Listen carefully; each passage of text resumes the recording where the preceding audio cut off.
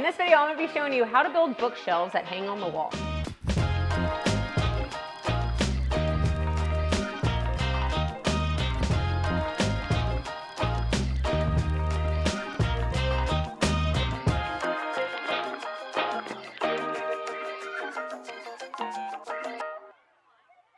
There are so many ways to do bookshelves. One of the simplest ways is to build a ledge of some sort that will be attached to the studs outside of the wall. This could look like a floating shelf, such as this design I did a while back, or like what I'll show you in this video, which is free floating boxes. You could go a cabinet route, something that utilizes 100% of the space like this, or something custom, such as the cabinets I'll be showing you next in the series. However, another option to consider is something that goes into the wall instead of hanging on the outside. This is a useful option if you can't have it protruding, such as this space in my loft where I'm going to be walking. So just know that if you're considering bookshelves, you have tons of options to not only get the function, but also a customized aesthetic that you want. For now, let me show you how to build these free floating boxes that can hang on the wall. I'm going to first show you one box, but every box in this design is designed the exact same way. I just made them a variety of different sizes that I thought looked nice for my space. The construction is simple dados and rabbets. A rabbet is a groove that interacts with an edge, such as where the sides get put into place. Daps wood glue is used on every joint.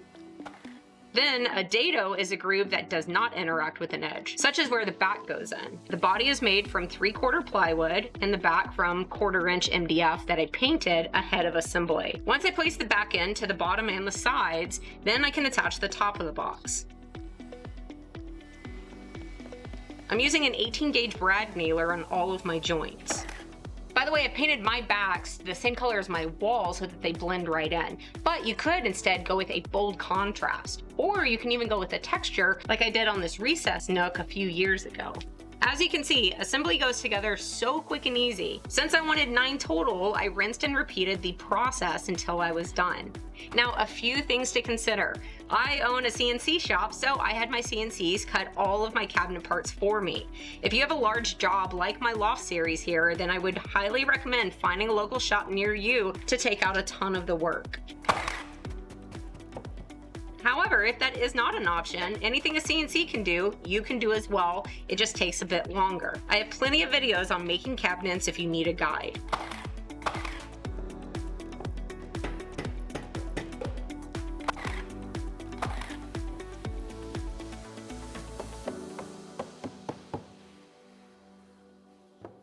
Okay, now that all of the boxes are cut and assembled, I'm gonna go back and apply the face frame, which since I'm using white oak plywood, now I'm gonna be using white oak, solid white oak for the face frames. Jacob's actually gonna be over at the miter saw, cutting all of the miters, feeding them over to me, then I will glue them in place and brad nail them.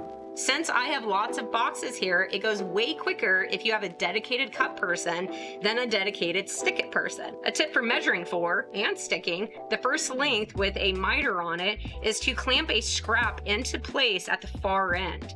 And this will give me something to butt my miter up against that will ensure it's flush with the outside of the box. Then I just nail down the length, making sure it's flush as I go. Now, don't feel like you have to go overboard on nailing here. Remember that any nail holes you put in, you'll have to fill in next. I typically go about every 18 inches or so. Okay, that is the face frames done.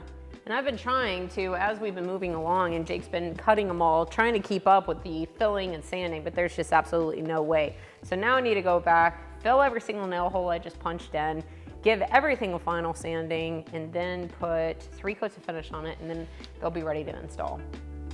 Something to consider on filling is if you're painting your boxes, then go ahead and pick whatever, as long as it's paintable. But if you're staining it or just clear coating it like me, I bought a filler that matches my grain choice, which is white oak. I goop some in, let it dry, and then sand it flush. While I'm at it, I sand the entire outside of the box and face frame with 220 grit. This preps it for finishing up next.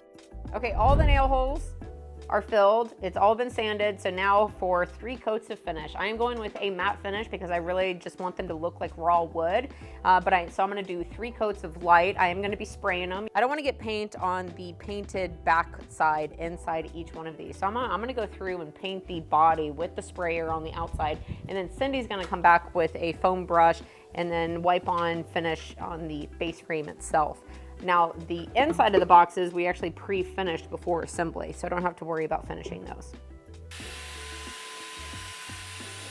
When applying finishes, I like to go with an HVLP sprayer. HVLP stands for high volume, low pressure, meaning the finish is propelled by a high volume of air, but at a low pressure. The result is fine, smooth spray with less overspray and material waste than you get from an airless sprayer. Though an airless applies coatings much faster than an HVLP. I have used some expensive professional HVLP rigs and was very happy with this Wagner Erlex machine, which comes in at about 1/3 the cost. It has some nice high-end features like the no-stick coating inside the paint cup and instant adjustments for the spray pattern and size. The 15-foot hose is also really nice. It lets me move around without having to stop to move the turbine unit. And my results when spraying furniture finishes were perfect. If you've been frustrated by wood finishing, give this rig a look. I'll leave a link in the description. For a finish, I wanted the protection of a coating without the look of a coating. So I chose Vermont Natural Coatings Pure Matte Finish. With almost no sheen, it lets the beauty of the wood shine through. Plus, this finish is super tough and environmentally friendly. It's actually made from a dairy product left over from cheese making.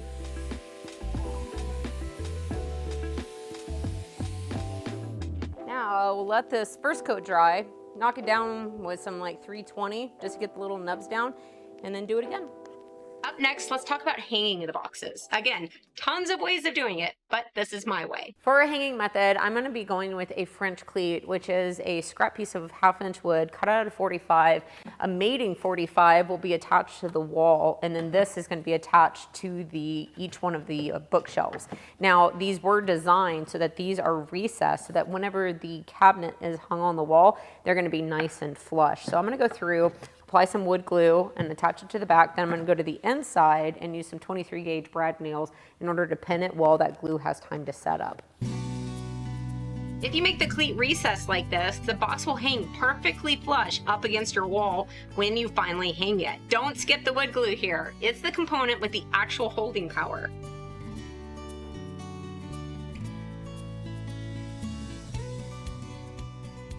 Now let's talk about an upgrade to consider. Lighting. Okay, so I want some LED light strips on every single one of these bookshelves, and all of these are actually upside down. But you can see over here, each one has a track cut in whenever the CNCs were making the parts. These are going to be some aluminum tracks that I'm going to go ahead and glue in now before doing the install. Later, I'm going to be running the LED lights in them, and then also a diffuser. So I'm going to be using Rapid Fuse, which does really good whenever you're doing mixed materials. In this case, aluminum and wood. I'm gonna run some CA glue down in there. Pop this track in and then weight it down while moving on to the next. You can always think about lighting later. However, if you decide ahead of time if you want them and whether you want it on the top, bottom, or side, then you can cut in a dado for the track and make it hidden behind the trim. I have links below to my track, diffusers, and LED lights. Then later I'll have a video on how I ran the wiring. My lights will be at the top front of each box. But to make installing the tracks easier, I put each box upside down, then used whatever I could find around my shop to weigh it down as the glue set up. And that is all of the boxes done. Now let's haul them up to my house and then up to my loft space. If you've missed the series up to this point, you can watch how I built the platform, cut a hole in my ceiling to install a skylight, built the weirdest cabinet ever to get up to the skylight, and then also built a cozy reading nook. Now for the focal point, I designed these floating bookshelves and started by making lots of marks on where each one needed to go.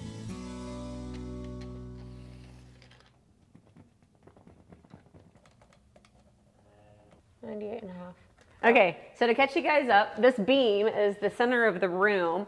Used an 8-foot level in order to get a plumb line and made a mark. This is now going to allow us a central point to take a measurement right and left in order to line up the cabinet. Now these are hung with French cleats, so I have a left and right mark, but now I went through and marked the height of each French cleat, which is going to be the first thing that we attach to the wall. It will be very obvious if the sides of each row don't line up or if the tops don't. So we used a long level that could span the entire distance. Most pencil marks will be covered up, but the ones that get left in the open got painted over at the very end. Now I could start hanging the cleats. I first found my studs so I knew where to drive in screws.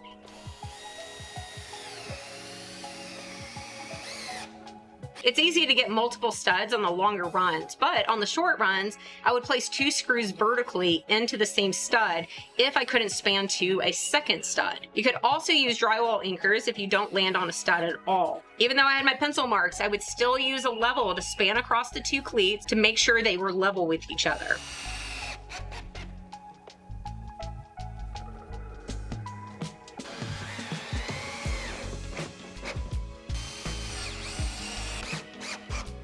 Then, popping up the finished boxes is a breeze. You see the cleat I installed earlier on the back mates up easily to the cleat attached to the wall, and the box ends up fully supported and flush to the wall. The cleat on the wall is roughly cut an inch shorter than the cleat on the box, just so I don't have to fight it going on.